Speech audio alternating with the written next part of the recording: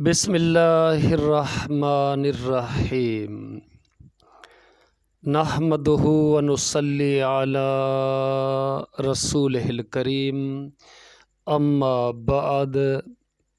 محترم ناظرین، السلام علیکم ورحمۃ اللہ وبرکاتہ۔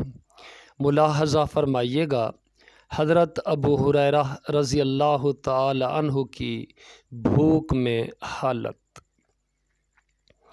حضرت ابو ہریرہ رضی اللہ تعالی عنہ ایک مرتبہ کتان کے کپڑے میں ناک صاف کر کے فرمانے لگے، کیا کہنے ابو ہریرہ کے آج کتان کے کپڑے میں ناک صاف کرتا ہے، حالانکہ مجھے وہ زمانہ یاد ہے جب حضور اقدس صلی اللہ علیہ وسلم کے ممبر اور حجرہ کے درمیان بے ہوش پڑا ہوا ہوتا تھا اور لوگ مجنوں سمجھ کر پاؤں سے گردن دباتے تھے، حالانکہ جنون نہیں تھا بلکہ بھوک تھی۔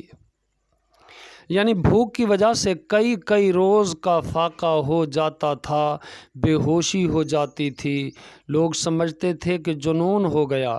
کہتے ہیں اس زمانے میں مجنون کا علاج گردن کو پاؤں سے دبانے سے کیا جاتا تھا۔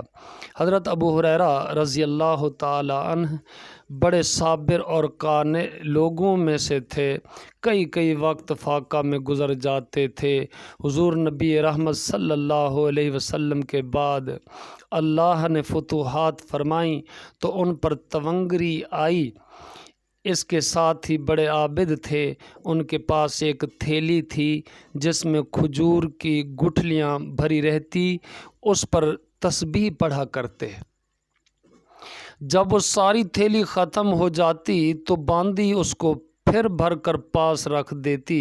ان کا یہ بھی معمول تھا کہ خود اور بیوی اور خادم 3 آدمی رات کے 3 حصے کر لیتے اور نمبر وار ایک شخص تینوں میں سے عبادت میں مشغول رہتا۔